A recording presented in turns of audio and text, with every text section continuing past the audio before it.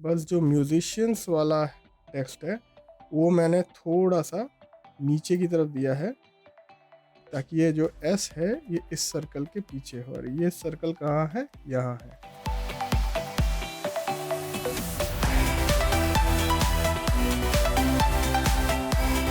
नमस्ते दोस्तों, मैं हूं संदीप। वाटर पिक्सेल में आपका फिर से स्वागत है। आज हम लोग जल्दी से सीखेंगे फोटोशॉप में हम लोग लेयर्स कैसे बनाते हैं, और ये लेयर्स होता क्या है, इसको हम लोग कैसे हैंडल करते हैं। तो ये बड़ा ही आसान सा टॉपिक है, अगर आपको कॉम्प्लिकेटेड लगता है तो आज वो सारा कुछ क्लियर हो जाएगा। तो चलिए शुरू करते हैं। सबसे पहले हम लोग ने एक कैनवस ले रखा है। यहाँ पे ये एक ब्लैंक कैनवस है जिसमें मैंने एक बैकग्राउंड लेयर ले रखा है। अब मैं एक लेयर क्रिएट करता हूँ। यहाँ पे हम लोग क्लिक करते हैं, एक लेयर क्रिएट हो जाता है। इस लेयर में हम लोग एक कलर फिल कर देते हैं। हम लोग ये एलिप्टिकल मार्की टूल लेते हैं और यहाँ पे हम लोग एक सर्कल सा सिलेक्शन करते हैं और इसमें हम लोग कोई एक कलर डाल देते हैं। सपोज कीजिए मैंने ये वाला कलर डाल दिया। इसको डालने के लिए हम लोग alt and back space keyboard में प्रेस करेंगे, और उसके बाद हम लोग कंट्रोल डी करेंगे to deselect the selection. जो सिलेक्शन था वो चला गया। अब ये एक लेयर मैंने लिया है जिसमें मैंने सिर्फ ये सर्कल बनाया है। अगर ये मूव टूल लूँ और इसको मैं सर्कल को इधर उधर मूव करूँ तो वो मैं कर सकता हूँ, लेकिन ये पूरे कैनवस में सिर्फ लेयर वन में सिर्फ ये सर्कल ही है। ये जो कलर्ड सर्कल मैंने बनाया है यही है, और ये सारा एरिया जो है ब्लैंक है। अगर ये चीज़ आपको देखना है, ये ट्रांसपेरेंट है, तो बैकग्राउंड के विजिबिलिटी को ऑफ करें तो आपको पता चल जाएगा कि ये पूरा एरिया जो है इस लेयर में, इस एरिया को छोड़ के बाकी सारा एरिया ट्रांसपेरेंट है।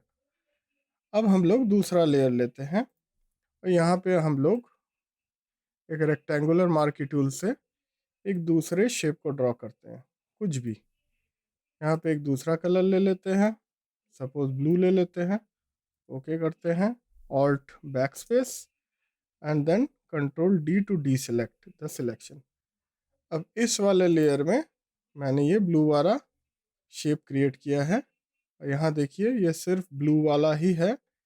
यहाँ पे ये पहले वाला जो लेयर है, जो पिंक वाला लेयर जो हमें दिख रहा है, उसका विजिबिलिटी अगर हम ऑफ करेंगे तो ये सिर्फ ब्लू वाला लेयर ही हम लोग देख पाएंगे। तो फिलहाल के लिए मैं इसे ऐसे ही छोड़ देता हूँ। अब और एक हम लोग तीसरा लेयर लेंगे और उसके बाद हम लोग समझेंगे कि हो क्या रहा है। थर्ड लेयर लेते हैं हम लोग, एक लैसो टूल से एक फ्री हैंड सिलेक्शन कर लेते हैं। फिर से कुछ भी रैंडम एक मैं ड्रॉ कर लेता हूँ, और यहाँ पे फिर से मैं एक सपोज एक ग्रीन कलर दे देता हूँ। Alt back space control T. Similarly देखिए थर्ड वाले लेयर में ये वाला जो ग्रीन कलर वाला जो फिल एरिया है वो ही मूव कर रहा है और बाकी कुछ मूव नहीं कर रहा है। ये इसलिए है बिकॉज हम लोग लेयर 3 को सिलेक्ट कर रखे हैं, और हम लोग मूव टूल से जब मूव कर रहे हैं तो लेयर 3 के अंदर जो कुछ है, जैसे कि ये सिर्फ ग्रीन वाला पार्टी है, इसीलिए ही सिर्फ ये ग्रीन एरिया ही मूव हो रहा है।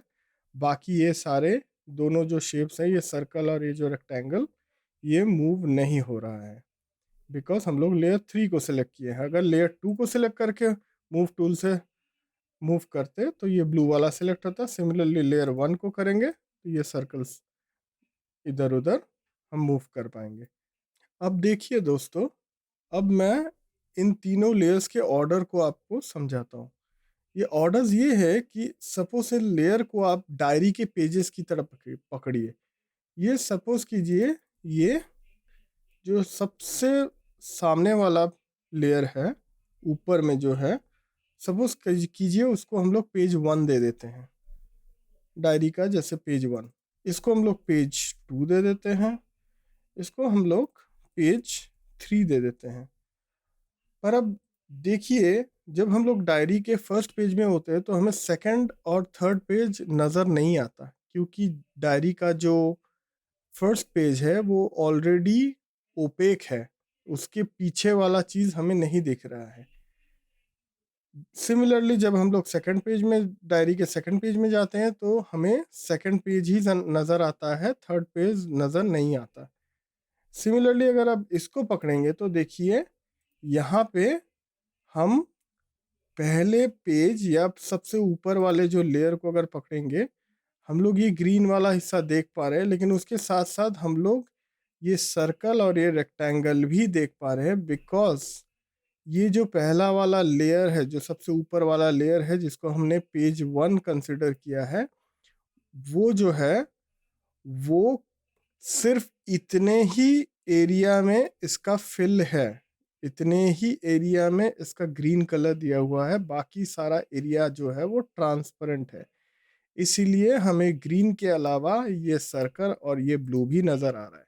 लेकिन जैसे ही मैं इस लेयर को मूव करके यहाँ ला दूंगा सर्कल के ऊपर, तब ये सर्कल का जो पिंक वाला हिस्सा है वो छुप गया, क्योंकि ये जो ऊपर वाला पेज है वो इस लेयर के ऊपर है, इस पेज के ऊपर है, इसीलिए हमें ऊपर सिर्फ ग्रीन वाला ही दिख रहा है। सिमिलरली अगर मैं इस ग्रीन वाले को इधर ले जाता हूँ तो फिर से देखिए ये ब्लू वाला हिस्सा छिप जा रहा है, क्योंकि ब्लू वाला ग्रीन वाले के पीछे पीछे छुपा हुआ है। इसीलिए हम लोग सिर्फ ग्रीन वाले को ही देख पा रहे हैं, ब्लू वाले को हम लोग नहीं देख पा रहे हैं। बस उतने ही रीजन में जितने रीजन में मैंने ये ग्रीन कलर डाल रखा है ये टॉप मोस्ट लेयर में। तो ये कॉन्सेप्ट समझना बहुत इम्पोर्टेंट है, बिकॉज जब भी आप कोई इमेज एडिटिंग करते हैं या कोई ग्राफिक डिज़ाइन करते हैं तो आपको काफ़ी सारे लेयर्स में, अलग अलग लेयर्स में काम करने होते हैं। किसी में आपने ग्लो डाल दिया, किसी में आपने शेडो डाल दिया, किसी ने आप में कोई एक फ़ोटो का कोई ऑब्जेक्ट को उठा के पेस्ट कर दिया दूसरे किसी पिक्चर में। तो ये सारे लेयर्स जब डिफरेंट डिफरेंट बनते चले जाएंगे तो ये कॉन्सेप्ट अगर आपको क्लियर होगा तो आप परफेक्टली किसके आगे कौन रहेगा, किसके पीछे कौन रहेगा, ये चीज़ आप आराम से यहाँ पे अरेंज कर पाएंगे। अब देखिए मैं एक एग्जांपल देता हूँ। सपोज कीजिए ये ग्रीन लेयर है, मैंने इसको यहाँ रखा है। अब मुझे ये जो ब्लू लेयर है वो ब्लू लेयर को मुझे ग्रीन के ऊपर दिखाना है, तो सिमिलरली मैं इसको क्लिक करके ड्रैग करके ग्रीन के ऊपर डाल दूंगा। तो देखिए अब ग्रीन छिप गया और ब्लू आ गया। सिमिलरली अगर मैं इस सर्कल लेयर को यहाँ मूव करता हूँ तो ये सबके पीछे चला गया। बट अगर मुझे चाहिए कि नहीं ये सर्कल जो है ये सबसे ऊपर ही रहेगा, तो मैं काम कर सकता हूँ, मैं सिंपली इसको ड्रैग करके ब्लू के ऊपर डाल सकता हूँ। तो हमारे पास देखिए सबसे ऊपर जो है ये सर्कल हो गया, उसके बाद हमारे पीछे क्या है, ब्लू वाला है, तो ये ब्लू वाला हो गया, और ब्लू के पीछे छिपा हुआ है ग्रीन वाला लेयर, तो ये वाला हो गया। तो इसी तरीके से आप देख सकते हैं कि ये लेयर का जो हम लोग ऑर्डर्स सिलेक्ट करते हैं वो उस हिसाब से हमें सिलेक्ट करना होता है जिस हिसाब से हमें ग्राफिक डिज़ाइन बनाना है या जिस हिसाब से हमें इमेज एडिटिंग करना है। तो आशा करता हूँ ये कॉन्सेप्ट आपको समझ में आ गया होगा। अगर आपको कोई भी डाउट्स हो, इसमें कोई भी क्वेश्चन हो, तो आप मुझे कमेंट बॉक्स में पूछ सकते हैं। मैं उसका रिप्लाई अच्छे से दे दूंगा ताकि आपको और क्लियर हो जाए। और अगर फिर भी ना हो तो मैं कोई दूसरे वीडियो में कोई दूसरा एग्जाम्पल क्रिएट करके आपको दे दूंगा ताकि और आपको ये चीज़ क्लियर हो जाए। लेकिन ये बड़ा ही आसान है, मुझे लग रहा है सभी लोग समझ गए होंगे। तो अब मैं आपको एक एग्जांपल देता हूँ। एक सिंपल यही लेयर कॉन्सेप्ट से मैंने एक ग्राफिक डिज़ाइन की है, एक छोटा सा ग्राफिक डिज़ाइन किया है, उसको मैं आपको दिखाता हूँ जो कि इस विंडो में है। यहाँ पे देखिए मैंने ये एक सिंपल सा ग्राफिक डिज़ाइन क्रिएट किया है। इसमें मैंने कुछ भी बेसिकली नहीं किया है, बस लेयर्स के ऑर्डर को थोड़ा थोड़ा अप डाउन किया है और मैंने थोड़े थोड़े कलर्स अलग अलग दिए हैं। और देखिए इस टाइप का एक सिंपल सा ग्राफिक डिज़ाइन क्रिएट हो गया है। उसमें ज़रा सा मैंने एक टेक्स्ट लिख दिया है और एक मैंने फ़ोटो इस्तेमाल किया है इंटरनेट से ही। ये एक क्रिएटिव कॉमन लाइसेंस के फ्री फ़ोटोज़ में से ही एक है। आप चाहे तो आप किसी भी फ़ोटो को यूज़ कर सकते हैं, अपना फ़ोटो भी यूज़ कर सकते हैं। तो चलिए इसको समझते हैं जल्दी से। बैकग्राउंड लेयर के ऊपर एक मैंने बैकग्राउंड कलर, ऐसे ही मैंने एक लेयर ले लिया है जिसमें पूरी तरह से सिर्फ बैकग्राउंड कलर ही है। चलिए मैं इसको सारे को विजिबिलिटी को ऑफ करके एक एक करके आपको समझाता हूँ। तो सबसे पहले बैकग्राउंड लेयर था, उसके बाद मैंने एक बीजी लेयर क्रिएट किया और उसमें मैंने ऐसे ये वाला कलर डाल दिया। उसके ऊपर मैंने एक और लेयर लिया जिसमें मैंने कलर को थोड़ा सा इस कलर से थोड़ा सा और लाइट वर्जन ऑफ कलर मैंने सेलेक्ट किया। एक इलिप्टिकल मार्की टूल से मैंने एक बड़ा सा ऐसे बनाया था सर्कल, जो कि ये पूरा कवर कर रहा था। और उसके बाद मैंने ऑल्ट बैक स्पेस डाल के मैंने ये वाला कलर फिल किया, जो ये वाला पिंक वाला कलर है। उसके बाद मैंने दोबारा एक लेयर बनाया, उसमें मैंने इस सर्कल से और थोड़ा छोटा सर्कल बनाया, जिसमें मैंने ये pink colour, dark pink colour दे दिया, कलर को थोड़ा और चेंज किया। उसके बाद मैंने एक और लेयर क्रिएट किया जिसमें मैंने इससे थोड़ा सा और छोटा सर्कल बनाया, जिसमें मैंने और थोड़ा सा डार्क कलर दे दिया। फिर ये ग्लो वाले इफेक्ट को हम बाद में समझेंगे, सबसे पहले ये वाले सर्कल को देखते हैं। फिर मैंने और एक सर्कल बनाया जो और थोड़ा छोटा था, और उसमें और थोड़ा सा डार्क कलर मैंने डाल दिया, और उसमें मैंने एक स्ट्रोक भी डाला है ब्लेंडिंग ऑप्शन से। तो राइट क्लिक करते हैं, ब्लेंडिंग ऑप्शंस में जाते हैं, और यहाँ देखिए मैंने एक वाइट स्ट्रोक दिया है 18 पिक्सल का, उसमें मैंने ओपेसिटी जो है 49 या 50% टाइप्स रखा है। ओके करते हैं। तो इसी से देखिए अलग अलग कलर के कॉम्बिनेशन से और लेयर के अरेंजमेंट से मैंने एक सिंपल सा ग्राफिक्स बना लिया। अब इसको थोड़ा सा एनहांस करने के लिए मैंने यहाँ एक ग्लो इफेक्ट यूज़ किया है। क्लिक करते हैं, देखिए यहाँ पे ग्लो आ गया। अब ये ग्लो मैंने इस लेयर के पीछे दिया है, मतलब टॉप मोस्ट लेयर के पीछे मैंने ग्लो दिया। अगर मैं इसको ऑफ करता हूँ तो देखिए यहाँ पे पूरा सा ये ग्लो ऐसा दिख रहा है, लेकिन मैंने इसको थोड़ा सा नीचे पीछे दिया है, पेज वन के पीछे, ताकि ये ग्लो जो है इसके पीछे लगे।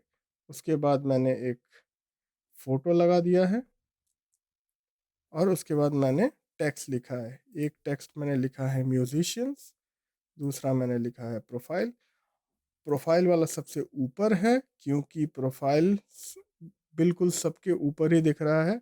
बस जो म्यूजिशियंस वाला टेक्स्ट है वो मैंने थोड़ा सा नीचे की तरफ दिया है, ताकि ये जो एस है ये इस सर्कल के पीछे हो, और ये सर्कल कहाँ है, यहाँ है। तो इसके नीचे मैंने ये टेक्स्ट लेयर को दिया है। अगर मैं इसको ऊपर उठाता तो ये ऊपर चले जाता। तो मैंने इसको थोड़ा सा इफेक्ट, थोड़ा 3D करने के लिए मैंने इसको पीछे डाल दिया है, ताकि लगे कि ये टेक्स्ट जो है ये इसके इस सर्कल के पीछे छुपा हुआ है। तो देख सकते हैं कितनी ही आसानी तरीके से लेयर कॉन्सेप्ट को यूज़ करके ही मैंने ये ग्राफिक डिज़ाइन बनाया। तो इस ग्राफिक्स के लिंक मैं आपको डिस्क्रिप्शन बॉक्स में दे दूंगा, जब जैसे ही मेरी साइट, अभी तो अंडर कंस्ट्रक्शन है, जैसे साइट मेरी शुरू होती है मैं डिस्क्रिप्शन बॉक्स में लिंक दे दूंगा, आप इसको डाउनलोड कर पाएंगे और स्टडी कर पाएंगे। और अगर कोई भी सवाल हो तो आप पूछ सकते हैं, मैं उसका जवाब 100% आपको दे दूंगा। तो उम्मीद करता हूँ ये ट्यूटोरियल आपको अच्छा लगा होगा। अगर अच्छा लगा है तो आप सब्सक्राइब करें, लाइक करें मेरे चैनल को और इस वीडियो को, और मैं आपसे मिलता हूँ किसी दूसरे वीडियो ट्यूटोरियल में। So thank you for watching friends, and have a good day. Bye bye.